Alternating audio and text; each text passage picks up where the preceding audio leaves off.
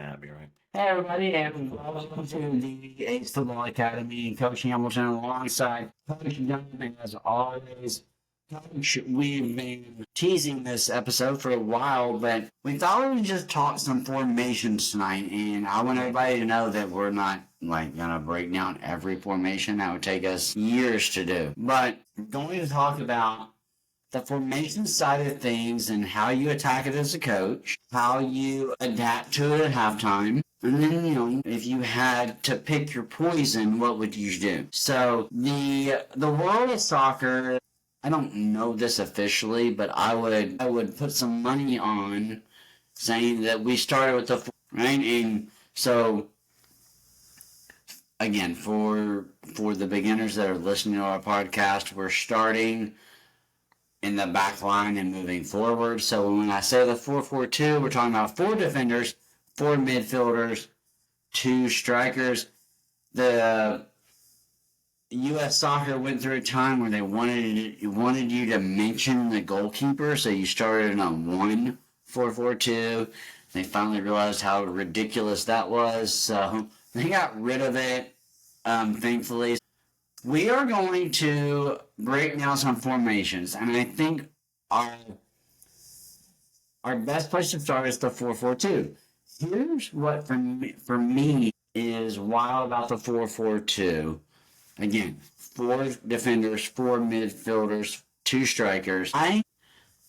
It might be my least favorite formation to play. The 4-4-2 has adapted over time where you can play a diamond midfield or a diamond defense. Stopper, yeah. And so, so it has adapted over time.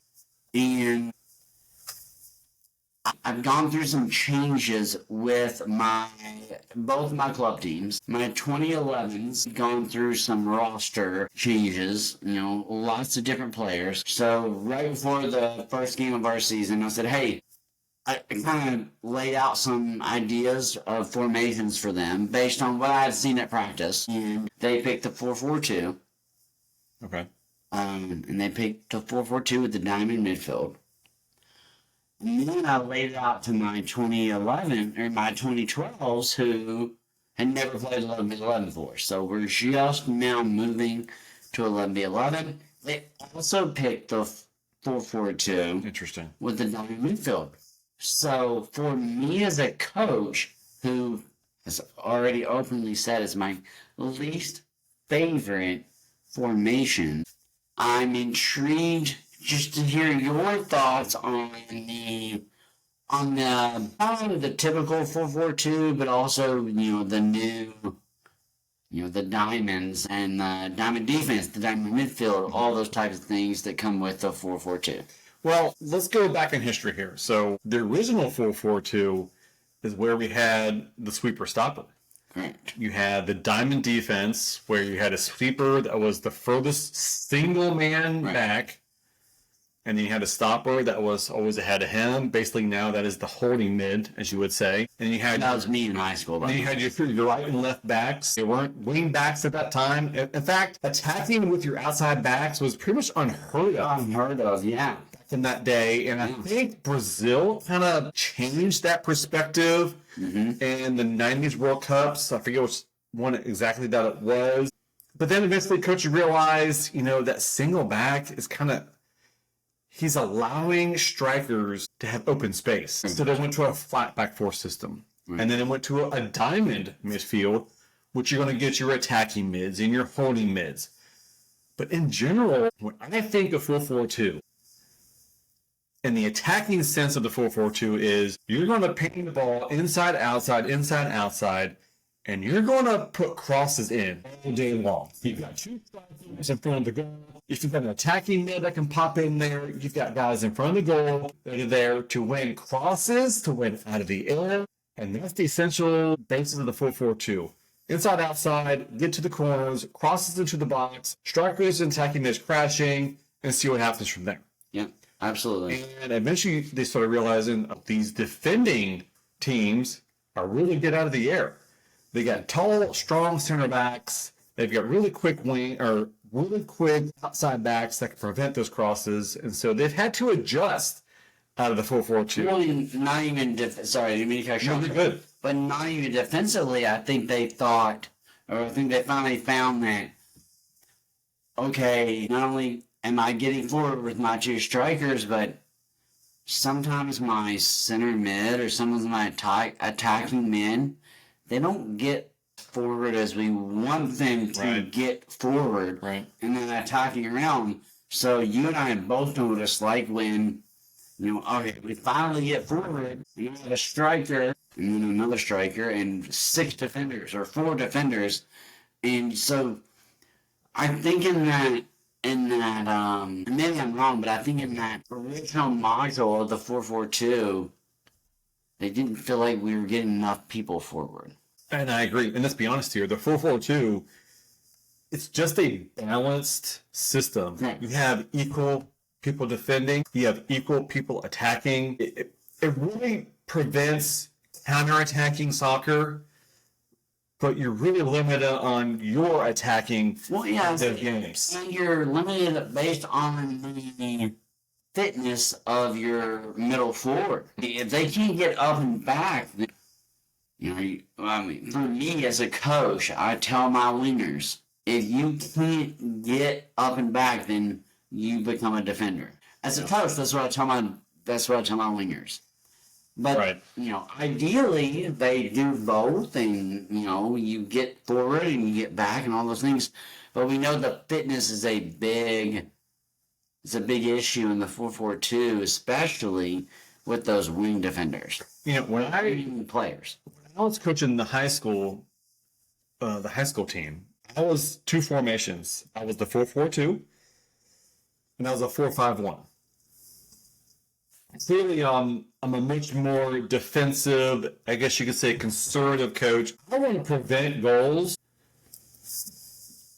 For the most part, I want to prevent goals if I have the opportunities to score more goals. But when you and I understand, we're playing like the Less Than Catholics, the Dunbars, the Henry Clays, you've got to defend, and you've got to be able to counterattack. And for me, the 4-4-2 provided that. The 4-3-3, which had really taken off about 10, maybe 15 years ago, was really picking up steam. I didn't have the players to do a 4-3-3, coach. And you and I have discussed this many times off camera, where when we decide, hey, what formation are we playing, my comment always is, well, what players do I have?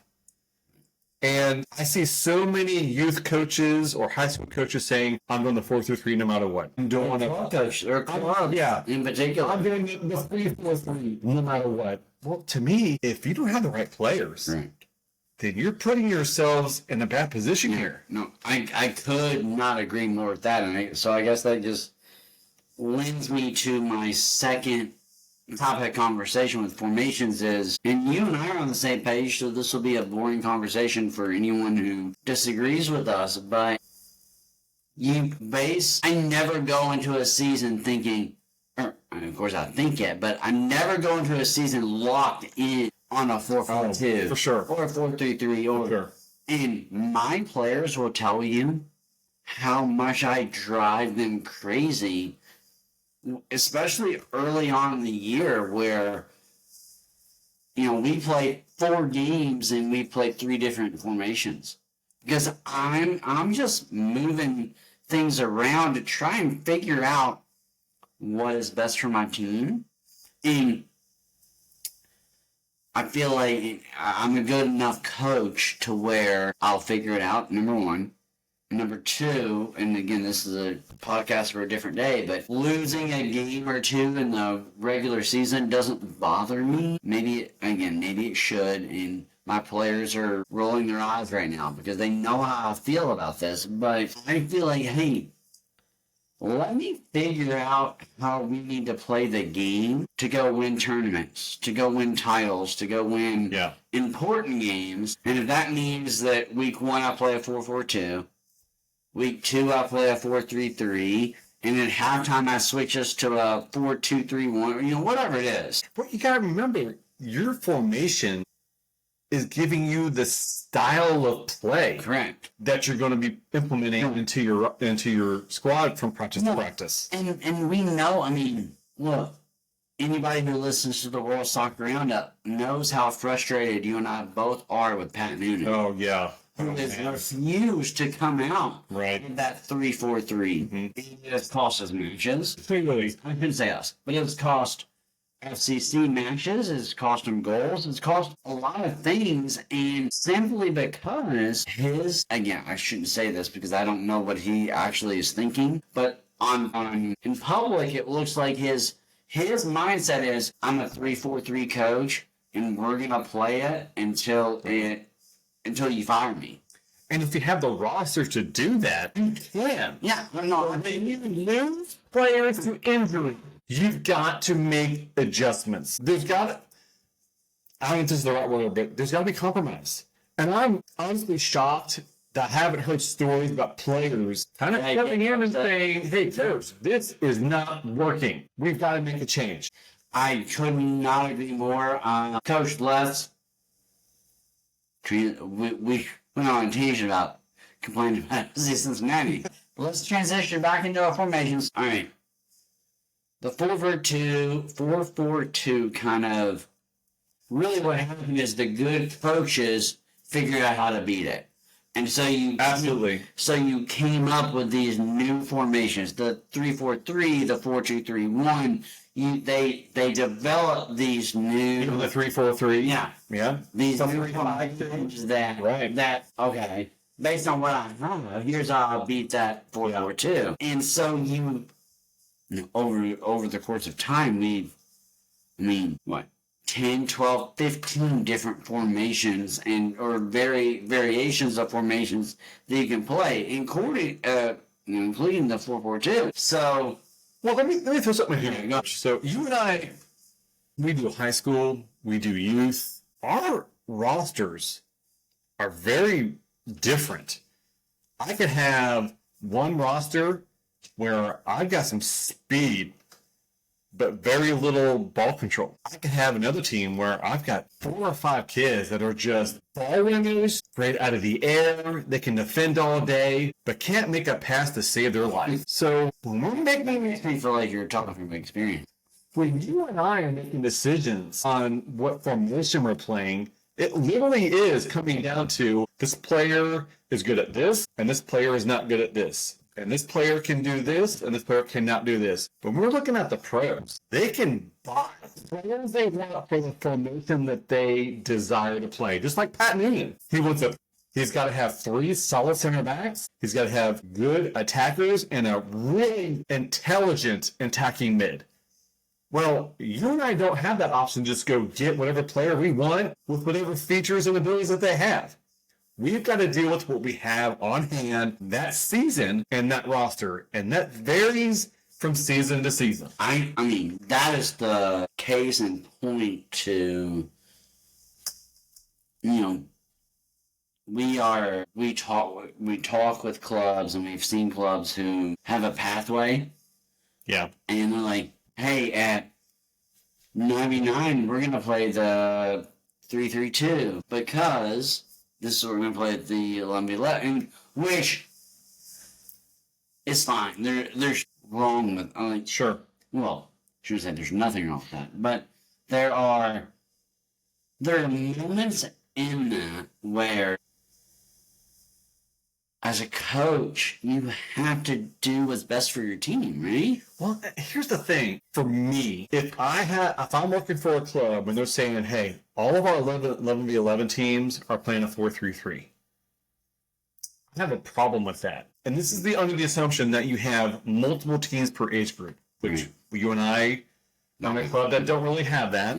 The team that's in Lexington, they have that ability. Right. But I think they're doing their teams a disservice. It should be my top team. You are doing a 4-3-3. We are developing you as you get older to get to the pro, the 4-3-3. to get the pro level on a 4-3-3.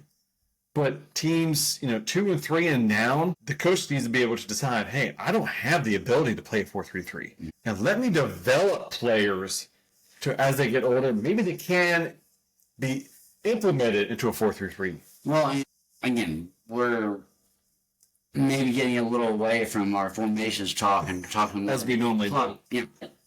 Like for me, from my instances, when I took over my 2012s, I implemented. I watched them. We practiced. We did some trainings, and they had not been very successful. And they were playing 3-2-3 or 3-3-2. I forget exactly what it was. Either 3-2-3 or 3-3-2. And I moved us to a 2-4-2. I have also done the 2-4-2 in 99. Well, what are you talking about? Those formations in just a minute. They that strong. The 2-4-2 is what they did. Yes. What they really did. I was worried about another team striker, another team. Yeah. I think that's what's important. I think as soccer coaches, you and I have both done it, where you play games based on what you think the other team might do or might be capable of. No, you need to play what you play best and make them adapt to you. And it comes back to that whole sentiment that hey, they gotta play us. So right. Yeah, we gotta play them, but they also have to play us. Well, let me ask. It's best for us. Yeah.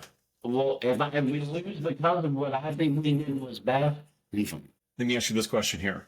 So you had your formation, your 2-4-2 or your 3-4-3, whichever, you play 99, 11-11. And the teams are on the field for the kickoff to start the game. The first thing I'm doing is I'm saying, what's their formation? And I'm saying to myself, okay, they're in a 3-3-2, I'm in a 2-4-2, or I'm in a 3-1-3-1. Where can I exploit their weaknesses? What player can I move to a certain position to exploit that formation? Are you doing the same thing? And are you teaching your players to pay attention to their formation to start the game? All right, I'm going to answer that twofold. I'm going to answer your first question first.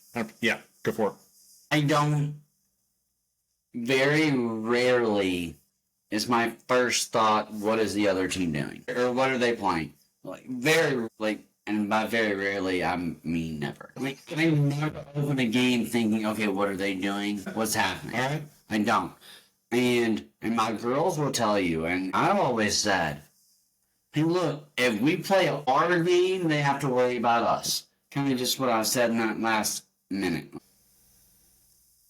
I believe in my teams and my players enough to where the coaching that I've done in training will get the job done on game day. So we have to worry about us, right? Yeah, right. Now, I think a lot of my adjustments for me personally as a coach come in halftime. Good point. I'm a big halftime guy. Hey, we've been playing the 4-4-2. We need a goal, so we're gonna switch to the 3-5-2 or whatever it is. Sure. So that's kind of where I am as a coach. Where I think there are very few games where I could look at you, even at halftime, and tell you exactly what the opposing team is playing. And maybe that makes me a bad coach. I don't know. Maybe, but I can look at you and say, hey, their center backs are playing really deep, so we have to find a striker in the middle. Yeah. Or, hey, they're weak on the right side. You notice things like that. Hey, where are we beating them? We're beating them down the right side of the field, all right? Then why are we not playing the ball to the right side of the field? Right? So you notice things like that, but I don't think I've ever locked in as a coach on what formation the other team is playing. I agree with you 1,000%. And I think the idea is when the game starts, I see the formation, and I'm putting them in my back pocket. Yeah. And I'm saying, I'm going to hang on to that. So when we get in the second half, if I need to make changes, I know what they're trying to do. And so, But all right, so I'm just gonna counteract that for a second. But for me as a coach, if you were coaching against me, which we never had to do before, that'd be a lot of fun. But don't you also think the opposing team coach is saying, All right, he came out in a 4-3-3. Mm-hmm. So, and now he's down 1-0. So he's gonna come out in a 3-5-2. Just like, Right. I mean, a good coach is also combating that, right? Absolutely. So, Absolutely. I feel like that's why I've always thought this. What it is my favorite thing to do on the club side of thing is to go play a soccer tournament. Yeah. Because most of the time, not all the time, but most of the time, you're playing 3 teams that you've never heard of. And that's the best. And you say, hey, it's not about them at all. It's about us, and it's about doing what we do. Right. And like, that is my favorite speech. Right. It doesn't always work. But that is my favorite speech before a tournament. Like, hey, we know nothing about them. We don't know if they're good. We don't know if they're bad. We don't know if they're the best team. We don't know if they're the worst team. It is about us. Go play our game. I love it. And figure out what happens. But when it comes to formations, I'm much more of a make adjustments at halftime guy. And it's not necessarily based on what they're doing. It's based on where we are in the game. Yeah, I like that. All right, let me ask you this before, because we're getting long-winded. And if you haven't listened to the WSR this week, you should go back and listen, because I teased this question. What are you have your perfect lineup, your perfect roster that you want to play? Because we are big proponents of, hey, we got to play the formation that my roster leads to. What formation are you playing and why? The number one thing is my back line. I love a flat back 4.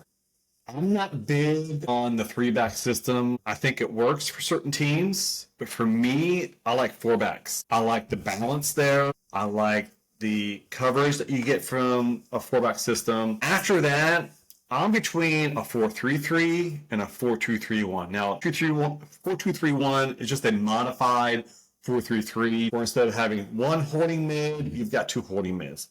And you know me, I want to prevent goals before I start scoring goals. And that's just how I am as a coach. I'm very defensive. I want my best players defending us at all times. I love the 2 holding mids. You got one that can be a ball winner, one that can be distributing out wide to the wings as soon as possible. And if I had the choice of a kind of center forward that I had in a 4-2-3-1, that guy's kind of a jack of all trades.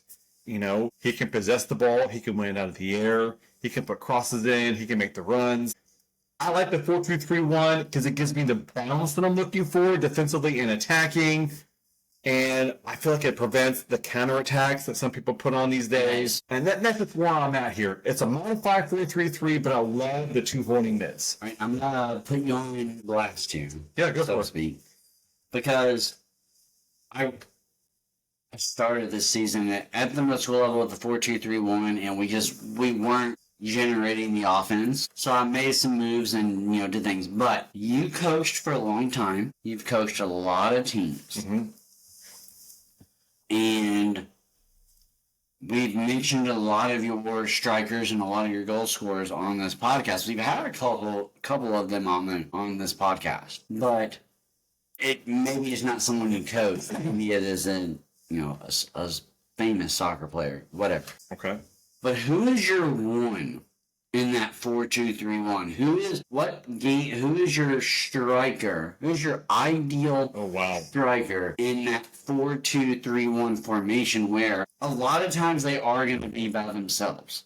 Whether you're countering, whether your wings are tired or whatever it is, right? You're not getting forward like you want to get forward. So who is your one? Let me break that down a little bit different ways. So I need a holding mid that I know. I love Rodri out of Manchester City, but I need an attacking mid that he's all up here. And Kevin De Bruyne is just phenomenal. As far as the center forward, Rob, that's a really difficult question. Obviously, you can put out Erling Haaland, who's just, he gets it done. There's no question. They're not in a 4-2-3-1, are they? I don't. He mixed it up a little bit. He's a 4-3-3. He's a 4-2-3-1. He's got Rodri out at the moment. And I hate pinging City so much because they drive me crazy. having winning 4 titles in a row. But that's why they've won 4 titles in a row. No doubt about it. They have the players. There's 3 players right there, to me, are the reason they're winning titles. And if they lose one, which Rodri's out, and City has struggled a little bit, Holland isn't scoring because he's not getting the ball from those guys. But that's what you're looking for. The guy that's kind of a jack of all trades. Erling Holland, he can get it to his feet and get it done. You can play it out of the air, he can get it done. Over the top, he just finds ways to score goals for you. I just want the record to show to our listeners, and hopefully a lot of them, Coach Dunham has been coaching for 20 years. 20 years, yeah. 20 years. And gave him the opportunity to plug our new adult league with a Bailey Vanover or a Madison Whitaker. And he chose to go Erling Holland and Kevin De Bruyne. So I just want that to be known that this is, Bailey and Madison and all those girls. If you're listening, I gave him that platform. We're going to line it up. That's all I got to say. We're going to line it up. But we didn't get to talk about what I want to do. Way off topic. There's a lot of fun. I think you and I are on the same page where we're going to play formations that suit our roster. Yeah. And there are a lot of coaches that just don't do them. And whether that's good or bad, that's up to your opinion. But Yeah. I think you and I are on the same page there. I think what's so good about, that is bad English. I think what is so fun about the game of soccer is that it's almost like a chess match. Everybody's absolutely. always trying. Okay, Absolutely. they're running a 4-4-2, so I need to run a 3-4-3 so I can gain that advantage in the middle of the field. Mm-hmm. Or they're running a 4-2-3-1, so I need to run a 3-5-2 so I can get some people forward against that heavy defensive front. Right. I think it's what makes it so much fun. I think it's why halftime adjustments are so paramount in this game. I also think it's why you should be allowed a timeout. We'll start that. I think it's this has been the A.C.E Football Academy. Coach Hamilton, our side Coach Dunham. We appreciate you, dude. Go kick some ace.